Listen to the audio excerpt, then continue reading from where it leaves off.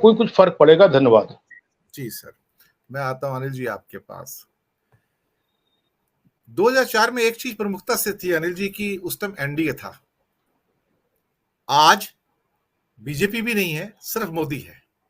NDA तो खत्म ही हो चुका था, बीजेपी भी खत्म है, क्योंकि मोदी जी को यहां पर मोदी वर्सेस हु वो चाहिए। मोदी को अटैक करने के लिए कोई चाहिए सर सामने, ये फर्क है। लेकिन उस टाइम कोई ना कोई था 2004 के अंदर। एनडीए का चेहरा ठीक है, अटल जी थे, आडवाणी जी भी उस टाइम थे, पर सामने कुछ प्रमुखता से दूसरे चेहरे भी थे। सोनिया गांधी भी थी उस टाइम, ऐसी बात नहीं है। तो प्रमुखता के साथ चेहरे थे वहां पर।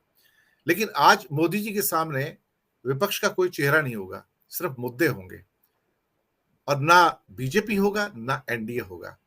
ये प्योर प्रेसिडेंशियल पोल है। लेकिन 2004 जो था प्रेसिडेंशियल पोल नहीं था, ये एक बेसिक फर्क आता है। लोग कैसे रिएक्ट करेंगे ये नहीं पता। क्या आपको लगता है कि 2004 में और 2024 की मई में कुछ सिमिलरिटी होंगी, या फिर ये बिल्कुल एक भिन्न किस्म का इलेक्शन होगा, जहां पर शायद जो चीजें होंगी वो इतनी ड्रास्टिकली डिफरेंट होगी जिसकी हमने कल्पना 75 वर्षों में कभी नहीं की? अनिल जी। हाँ दिनेश जी, देखिए हर चुनाव जो होता है वो अलग चुनाव होता है, लेकिन मुझे लगता है कि जो परिणाम, जैसी उम्मीद 2004 में थी कि इंडिया शाइनिंग, प्रमोद महाजन जी कहा घूमा करते थे कि जी देखिए इंडिया शाइनिंग हो रहा है, चमक रहा है हमारा देश।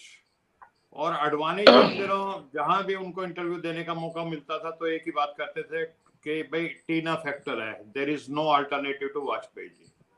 आप सोनिया गांधी बताइए, सोनिया गांधी तो अटल जी के सामने कहाँ टिकती हैं। और ये भी बात थी, एक बहुत बड़ा मुद्दा बना रखा था 2004 में कि सोनिया गांधी ही प्रधानमंत्री बनेंगी अगर यूपीए सत्ता में आता है, और वो एक विदेशी महिला है। तो सुषमा स्वराज जैसों ने, कईयों ने तो ये एक जिसको कहते हैं कि कसम खा ली थी कि अगर सोनिया गांधी प्रधानमंत्री बनी तो मैं अपना सर मुंडवा लूंगी और जिंदगी भर फर्श पे सोऊंगी, उस पे नहीं सोऊंगी, बेड पे। इस तरह का माहौल था। और हमें भी ये लगता था 2004 में कि भाई अटल जी दोबारा आ रहे हैं। लेकिन मैं उस चुनाव के दौरान कुछ लोगों से मिला तो थोड़ा सा मेरे को एक दिमाग में प्रश्न चिन्ह आया। वो लोग वो थे जो 1952 या पहला इलेक्शन जो भी था भारत का, तब से लगातार जनसंघ को वोट दे रहे थे।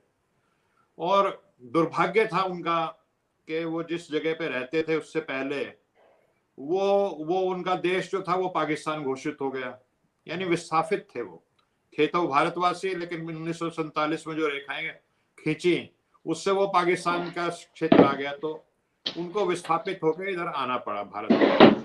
तो वो बहुत जनसंघ के जिसको कहते हैं बिल्कुल कट्टर समर्थक हुआ करते थे, और हर चुनाव में चाहे उनको साफ लगे कि जमानत जब्त हो रही है जनसंघ की या बीजेपी के, वोट उनका बीजेपी को जाता था। तो मैं 2004 में जब उन लोगों से जाकर के मैं मिला तो उन्होंने कहा जी अब की बार हम कांग्रेस को वोट दे रहे। तो मैं बहुत भौचक्का रह गया, भाई ये क्या बात हो रही कि आप तो किसी स्थिति में देते ही नहीं। तो वो बोले भाई साहब ऐसा है, धंधे पिट चुके हैं हमारे, व्यापारी लोग थे वो, ट्रेडर्स, धंधे पिट चुके हैं हमारे, और देखो पेट पे लात लग रही है। और कांग्रेस आती है ना तो सबको मतलब ये है कि धंधे भी चलते हैं, खाने का भी मौका मिलता है, खुशहाली आती है, हम अब की बार नहीं देंगे। तो जो सबसे स्ट्रॉन्ग बेस था बीजेपी का, जो मेरी नजरों में, वो मुझको दरकता नजर आया। लेकिन फिर भी मुझे लगता था नहीं ये तो कुछ जिसको कहते हैं उस तरह की चीजें होंगी। दिनेश जी आज भी वही चीज हो रही है। आप आम आदमियों से बात करो, गरीब जो निम्न मध्य वर्ग का है, इवन मध्य वर्ग का है, वो अपने जो महंगाई से लेकर के परेशान है। जिसका बेटा नौजवान पढ़ा लिखा, जिसकी पढ़ाई लिखाई पे आजकल तो प्राइवेट जिसको कहते हैं एजुकेशन है तो बहुत खर्चा भी होता है, तो उस खर्चा करने के बाद भी बेटे को नौकरी नहीं मिल रही। बहुत सारे ऐसे हैं जो पायलट की ट्रेनिंग लाखों रुपए की लेकर के आए, घर में बैठे हुए हैं, उनको नौकरी नहीं मिल रही। इंजीनियर्स घर में बैठे हुए हैं, और उनके माँ बाप पे क्या बीतती है ये बहुत सोचने की बात है। लेकिन अनिल जी एक कुछ उदाहरण मेरे पास हैं।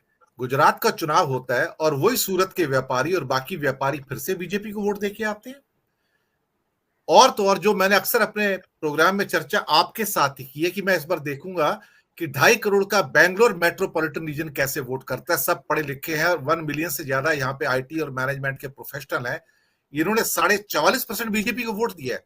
और जब मेरी वहां पे कुछ प्रोफेशनल से बात होती है बैंगलोर के, जहां पे बहुत लोग हैं मेरी पहचान वाले, वो बोलते हैं मैं मानता हूं वहां करप्शन है, मानता है ये चोर लोग हैं, मानता है वहां पे बहुत बेरोजगारी है, मानता है बैंगलोर में बहुत कुछ है, पर वोट मैं बीजेपी को दूंगा। ये जो नया वर्ग पैदा हुआ, ये पहले वर्ग नहीं था अटल बिहारी जी के समय में सर, कि अब ये अफीम खाए लोग हैं, इन्हें जितना मर्जी आप मार लो सर, ये वोट उन्हीं को जाके देंगे। मध्यम वर्ग ही उनको वोट दे रहा है सर, मैं आपको बताऊं। दिनेश जी, ऐसा हमें बहुत बड़ी गलतफहमी है कि जिसके पास बीटेक की डिग्री हो जाती है, एमबीबीएस की डिग्री हो जाती है, हम उसको पढ़ा लिखा मान लेते हैं। एक चीज होती है एजुकेशन और एक चीज होती है इरूडाइट होना। तो ये अपने प्रोफेशन में बहुत एक्सपर्ट ये लोग हो सकते हैं, लेकिन इनको पॉलिटिकल साइंस का नहीं पता, इनको सोशियोलॉजी का नहीं पता, इनको जो इकोनॉमिक्स का नहीं पता। तो आप ये कहें कि क्योंकि उसने बीटेक कर रखी है, आईआईटी का पढ़ा लिखा है, तो उसको सारी चीजों की नॉलेज है, उसको अपने अपने सब्जेक्ट की नॉलेज है, इसमें कोई शक नहीं है। लेकिन राजनीति की नॉलेज में कई बार तो ये देखता हूं कि एक जो रिक्शा चलाने वाला है ना पटना का, उसकी राजनीतिक ज्ञान जो है वो दिल्ली आईआईटी से बीटेक किए हुए लड़के से ज्यादा होती है। मैं देखता हूं अक्सर इस बात को। यस। तो आप देखिए, पूरे दुनिया में, मैं अभी एक पुस्तक पढ़ रहा था, टेबल पे रखी है, दारोन एस मोगलू की है ये, व्हाई नेशंस फेल। ठीक है, इसने 400-500 साल तमाम देशों का, और ये पूरी वर्ल्ड में सब यूनिवर्सिटीज में, मतलब ये रिकमेंडेड टाइप की बुक है। इसने 400-500 साल का सभी देशों का अध्ययन किया, फ्रांस हो, इंग्लैंड हो, जर्मनी हो, जापान हो, चीन। अल्टीमेटली इसका कंक्लूजन यह है कि जिन देशों में जो संस्थाएं होती हैं वो मजबूत होती हैं, स्वायत्त होते हैं, ईमानदार होती हैं, वो नेशन धीरे धीरे धीरे धीरे प्रोग्रेस कर जाते हैं। इसने इंग्लैंड का, फ्रांस का, सबका उदाहरण दे रखा है। और जिन देशों में जो संस्थाएं होती हैं वो अगर अंडरमाइंड कर दी जाए, उनको खोखला कर दिया जाए, उनको दबा दिया जाए, जैसे हमारे देश में हो रहा है, तमाम संस्थाएं जो ऑटोनोमस होनी चाहिए, चुनाव आयोग है या हमारी अदालतें हैं या हमारी जो दूसरे जो कहते हैं संस्थान है, ईडी, सीबीआई, इनकम टैक्स, तो वो देश जो है वो कमजोर और खोखला होता चला जाता है। दूसरा, एक पूरी दुनिया में एक चीज मैनेजमेंट में पढ़ाई जाती है, दिनेश जी आप तो खुद मैनेजमेंट के प्रोफेसर हैं, पढ़ाते हैं बच्चों को, कि अगर आप डिसीजन मेकिंग प्रोसेस को जितना सेंट्रलाइज करेंगे, डिसीजंस उतने ज्यादा गलत होंगे। और डिसीजन मेकिंग प्रोसेस को जितना उनका जितना विकेंद्रीकरण करेंगे, निर्णय लेने के जो भी प्रोसेस होता है प्रक्रिया का, उतने निर्णय आपका बेहतर होंगे। कर्नाटक में हमने क्या देखा है कि सारी सत्ता शक्ति का जो केंद्रीकरण था वो मोदी जी और ज्यादा से ज्यादा आप कह सकते हो शाह साहब, नड्डा साहब। और कांग्रेस क्या था कि उन्होंने अपना जो था, जो लीडरशिप थी, वो एक सामूहिक नेतृत्व था। और जो डिसीजन टेकिंग प्रोसेस भी जो था, जो निर्णय लेने का उनका प्रक्रिया थी, वो भी कि किन मुद्दों के ऊपर बात करनी है, ये कलेक्ट अपना सामूहिक नेतृत्व फैसले ले रहा था। तो मैं जो मानता हूं उनकी जीत का कारण सबसे बड़ा ये है कि जो उन्होंने सामूहिक नेतृत्व पेश किया, लोकल लीडरशिप को पेश किया, जो कम्युनिकेट कर सकते थे। जैसे मैं इससे पहले भी बताया सबने कि भाई ये हिंदी में बात करके, कर्नाटक में इसको ये नहीं है कि सब लोग हिंदी जानते हैं, शहरी क्षेत्रों में जानते हैं, जो वहां का रूरल आदमी है वो कन्नड़ के अलावा कुछ जानता ही नहीं है, उसको नहीं समझ में आता। तो वहां आप हिंदी में बोल के चले गए। फिर आप ही के चैनल पे एक दिन किसी से बात हो रही थी जो कर्नाटक के आए हुए थे, तो उन्होंने जो बताया कि सबसे बड़ी चीज वहां पे ये हो रही है कि हिंदी थोपी जा रही है। वहां के जो रूरल लोग थे, आप देखेंगे रूरल वोटर्स ने कांग्रेस को ज्यादा वोट दिया। वहां ये एक बात भी निकल आ रही थी कि यहाँ जबरदस्ती बैंकों के जो अफसर हैं या और हैं, वो कहते हैं जी आप हिंदी में बात करो, हिंदी में बताओ, कन्नड़ में मत बात करो या अंग्रेजी में बताओ। तो ये सारी चीजें जो हैं ये वहां पे इफेक्ट की हैं। फिर जिसका जिक्र सुशील जी ने भी किया, जो सतपाल मलिक जी की जो 2-3 बातें निकल के आई हैं, एक तो जो राष्ट्रवाद, देश प्रेम, ये सारी जो एक बहुत बड़ा जिसको कहते हैं कि एक बीजेपी के साथ जुड़ा हुआ मुद्दा था कि भाई बीजेपी ही राष्ट्रवादी पार्टी है, बीजेपी ही देशभक्त पार्टी है। जो पुलवामा को लेकर के सतपाल मलिक जी ने जो बयान दिए हैं या ये जो कह सकते हैं कि रहस्योद्घाटन किए हैं, उससे बीजेपी का ये जो राष्ट्रवाद का जो था एक स्ट्रेंथ वो खत्म हो चुकी है। भ्रष्टाचार के बारे में जो राम माधव वगैरह का नाम लेकर के उन्होंने बातें की है, बहुत बड़ा असर पड़ा है दिनेश जी उसके ऊपर। और अब तो उन्हीं पे रेड पड़ रही है सर, उन्हीं के पीए कंवरपाल सिंह राणा और उनके सब पे रेड पड़ रही है। वो तो उन्हीं को त्रास मिल रहा है, राम माधव पे रेड नहीं पड़ रही है, और जो अंबानी है उन पे रेड नहीं पड़ रही सर। जी जी, तो देश देख रहा है, रेड बेशक पड़ती रहे, ऐसा नहीं है कि भाई जो इस बात को आम आदमी देख नहीं रहा, इस बात को आम आदमी देख रहा है, लेकिन हमारा जो आदमी है वो इमीडिएटली रिएक्ट नहीं करता और वायलेंटली रिएक्ट नहीं करता भारत का आदमी, लेकिन समय आने पे वो उसका जरूर जवाब देता है। तो मैं जो बात कह रहा था ना जी, अब आप देखिए बिहार में क्या हो रहा है।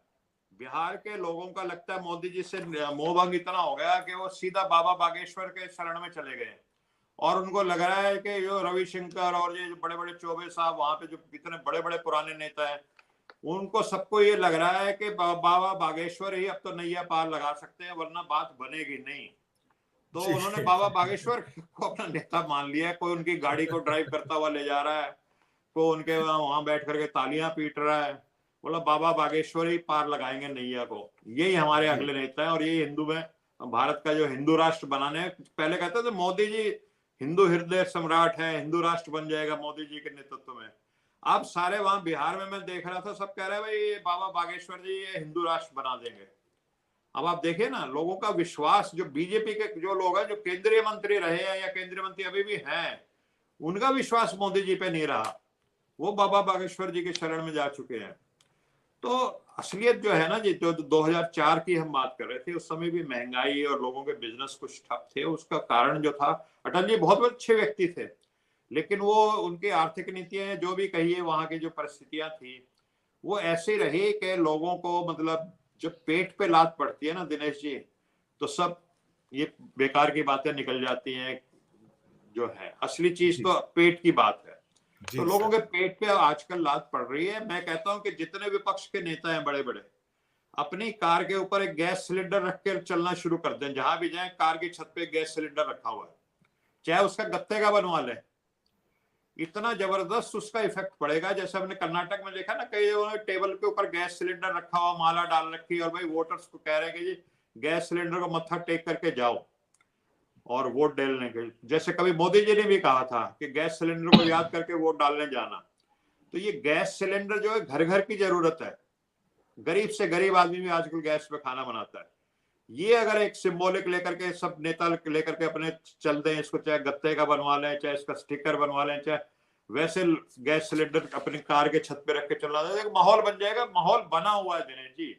अब तो ये है कि लोग वहां इंतजार कर रहे हैं कब मौका मिलेगा ठप्पा लगाने का, जल्दी मौका मिले। बिल्कुल आपने सही